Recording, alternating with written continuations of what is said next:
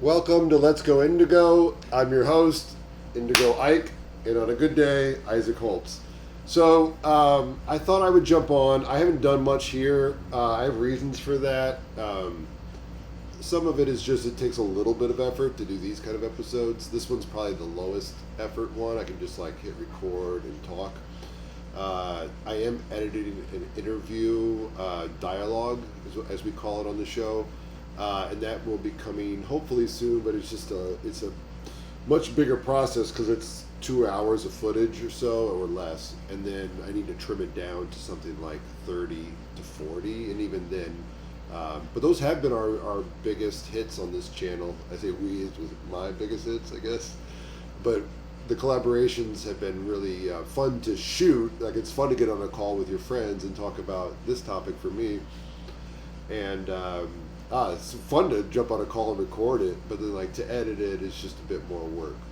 So I thought I would jump on now to do something that I was inspired to do. And that's a big reason why I haven't released much. I just haven't been inspired or have something worth saying on a topic.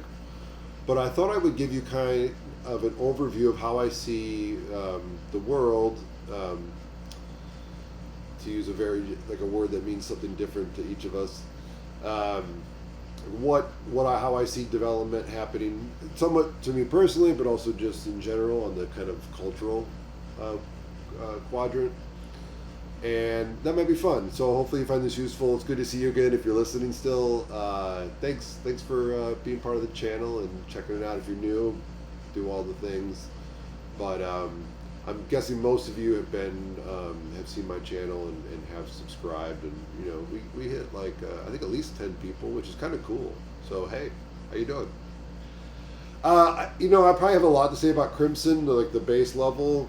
I think there is just like taking good, especially as we like get closer to like life extension and like stem cell stuff, the possibility of physically living forever as long as you don't have an accident.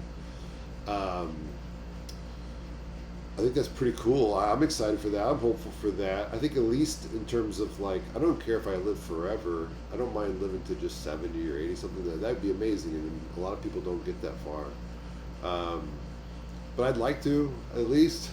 But I would love to do it with like renewed, youthful cells. I'm pretty okay with that, so that could be interesting. So I think as much as you can, eating right, living right, cutting back, I guess, on the excesses is where my challenges have been. Occasionally, and probably more than what the recommended like guys on YouTube would say if you're really serious about the topic. But I think that is where the action is at if you're interested in Crimson, is like just on a base level, and getting really like interested in that. Anyway, so Magenta again. I had an episode where I've mentioned that I largely feel like I'm in a chapter where I'm exploring some version of a teal or hopefully turquoise, maybe, but hopefully maybe even just a teal version of let's exploring magenta.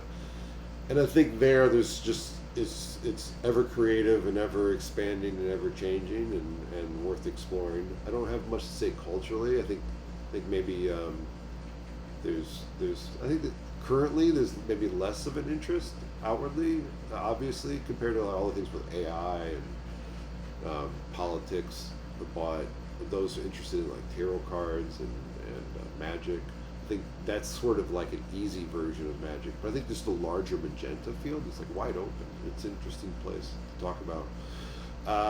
But I don't see it impacting. Like it's just I think due to the nature of it, like it's just it's like the unknown. It's like what technologies or systems will be invented that we just haven't thought of yet, and so it's exciting. And obviously, the rate of change is so fast now. And I think because a number of people are diving into magenta, red. I think there's still I would encourage anyone to explore like a healthy red. For a lot of people these days, it seems to be doing like Mai Tai or Tai Chi or yoga to a degree, but some form of like martial art is in a nice heyday in a way that's more accessible and probably just like really like positive. Um, and I seek it out on the basketball court and street ball in New York City. And there is a very nice place, any kind of contact sport. But I'm sure tennis and other ways, it doesn't have to be a sport, but some form of like exploring that realm is very much worth it. I think in terms of like the larger culture, I think we've gotten better at letting the green value sphere get really nasty and extreme. So we've kind of done a red move culturally to kind of like, there's it's created like a reaction where people are like trying to like all these kind of counter cultures to that. But I think we're in the right direction. We've come a long ways, and so it takes place there, and it takes place interpersonally. I've been more interested in getting right about how expressions of red are healthy and unhealthy, or damaging or helpful, depending on what your goals are in a relationship, like a one-on-one type of thing. And so that's exploration for me. Amber, I would say, like the Charlie Kirk thing, I think it was a huge blow to that kind of just standard amber of America. It's genuine, and I would encourage anyone who's got green values to, just try to like meet somewhere, or like find some common ground, or like a way to integrate a version of amber, because it's really positive. Especially, it's becoming more obvious with kids. I think there's parents that are waking up who are saying, "Oh shit, like this culture isn't great for our kids." And so hopefully there's culture doesn't have to change. It's like but in some ways we all would nobody would disagree if like we change certain things. And I don't have any ones that I would recommend. There's probably ones I would have personally that I might be hopeful for, but I think just all collectively we have to like establish what kind of we're always doing it. Like what is our amber environment? What's allowed and what's not allowed? And I think we're getting there, but I think the version kind of we got even just all the all the AI, and I love AI and I use it professionally, but it's like it's everywhere. So I don't know. I'm looking forward to like when we get somewhere that's a bit like more interesting. I think AI is really cool and does a lot of cool things, and I think it's interesting. But culturally, it's kind of gross. I know a lot of people hate it, and that's too bad. But like I also get it for all the reasons.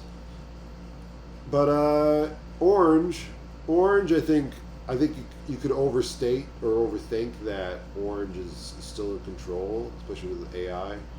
But I do think there's a lot of great orange happening. I think a lot of people are having discussions about ideas openly. I think businesses are doing, like the Uber businesses are obviously doing well, and I don't think they're necessarily a bad thing overall. Like Google, OpenAI, Anthropic, all those guys they're crushing it, and probably something's got to be figured out. But I think what will be figured out is just on the back end, like small businesses will they'll actually we all, if you're a small business, and I'll put myself in weed to a degree, we have to be efficient. We have to like get better. We have to be effective. We have to like make just win some things, and people are I work with like a local, like a regional auto repair shop, and they'll probably be a national company at some point, but it's a process, and there's a lot of work, and it's not easy, and you got only so much resources and so many employees and stuff. So but like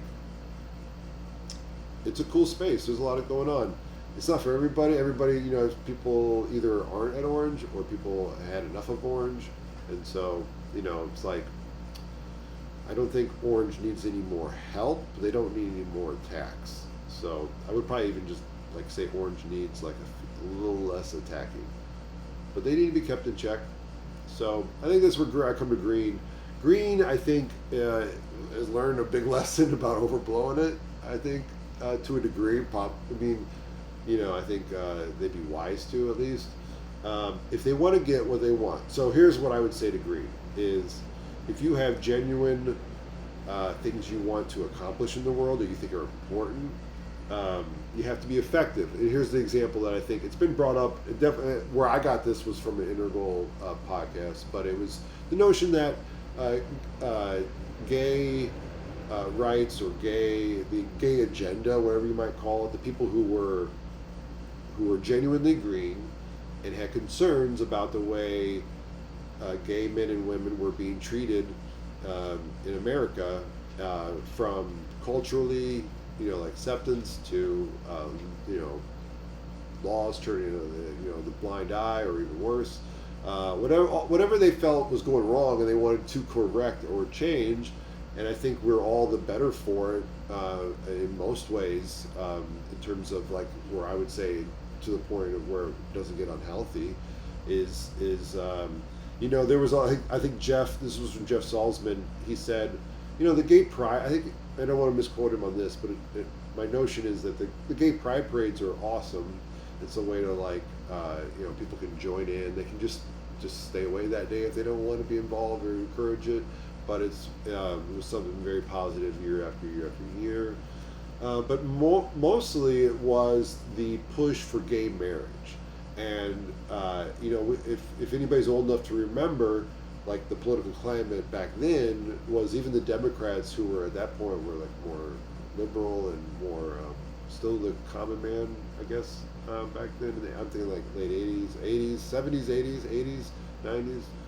But it was that they said, if you believe in Amber values of like love, and love can be a committed, monogamous thing, then you should allow gay marriage legally, at least.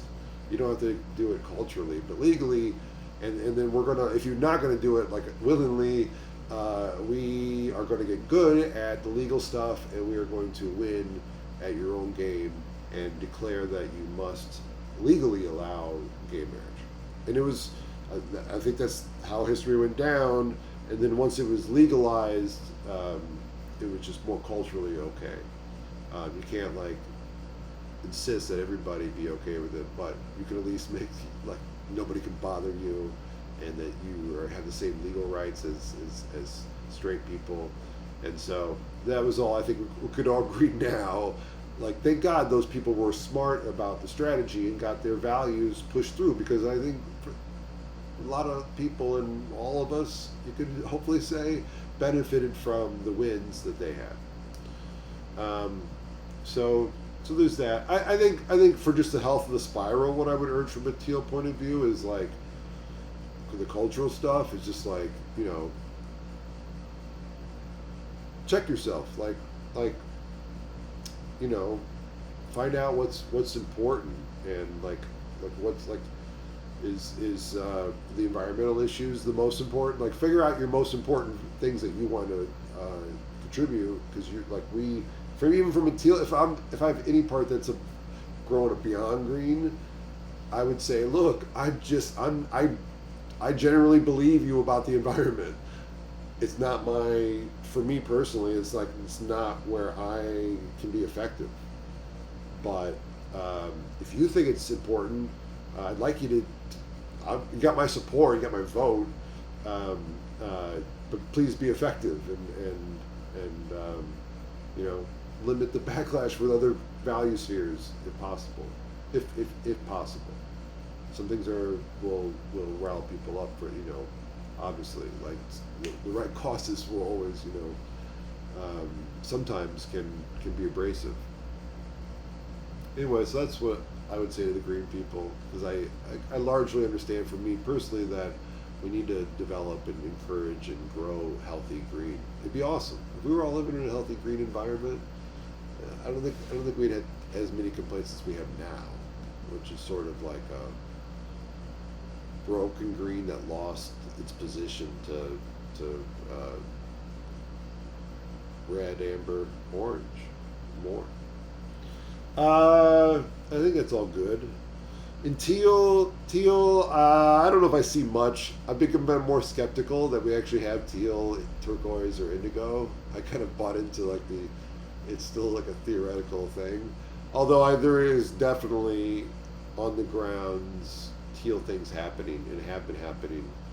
Um, uh, Probably, more so than ever before. I'm not tapped into it as much, so I don't know. I guess I'm just more skeptical these days. But on my end, I do try to. It's just hard to like. This is more of a turquoise problem, but I find it hard to make time to hang out with my teal friends. So for all of my teal friends out there watching this, it's just, yeah, we all know it's not as easy as hopping on a call for an hour and whatnot. But we do stay in touch. So those who are wondering if teal exists, it does. But we're all spread out. If you're teal inclined, you're probably spread out from other teal inclined people. So you just kind of like got to make it work with the people around you physically. In terms of any hope to like engage in your higher self.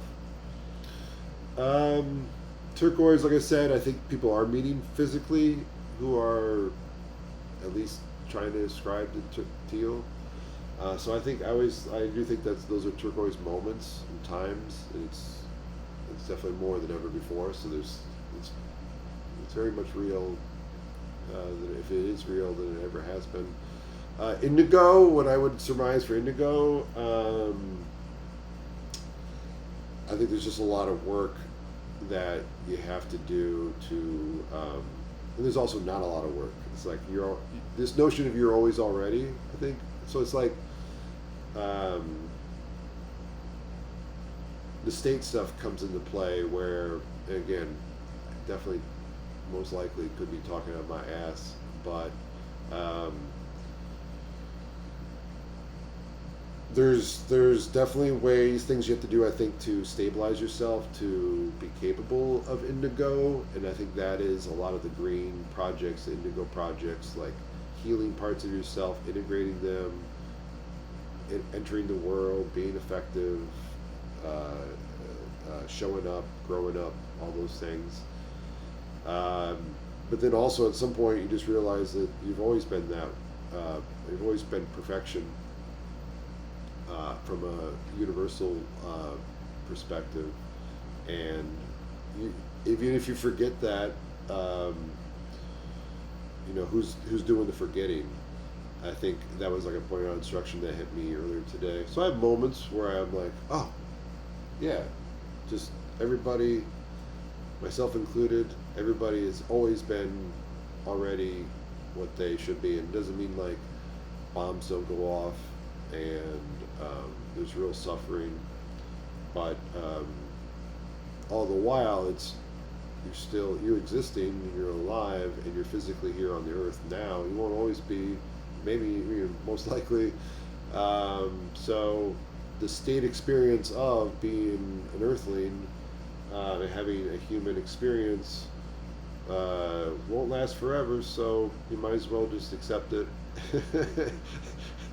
and live from that place. And then beyond that, it's like you just like who am I beyond the integrated self, and what's it like to actually be like a three-dimensional objectoid who's got subtle energy and causal energy, and it's not always flowing, but yeah. So that's my experience of indigo. Is there any kind of communal indigo? The way I picture like communal indigo is like you're one of those people who's interested in this, and you're having an experience, and you're out hiking. Here's how I picture it: you're out hiking in the woods, or you're in New York City, walking the sidewalks, walking the streets, and you bump into somebody else who is also incidentally doing the same thing and is gone through teal and turquoise to a degree, and you're like, it could just be like, oh, there's that person, I know that person, they're indigo as well. And then maybe you start up a conversation and hang out, and you're probably talking about like stories from when you were 17. Who knows? So who knows? And then beyond that, good luck finding somebody to talk to about it. So, I mean, they're out there. All right, y'all, have a good one. Blessed journeys on your, are we talking about till now on your developmental journey?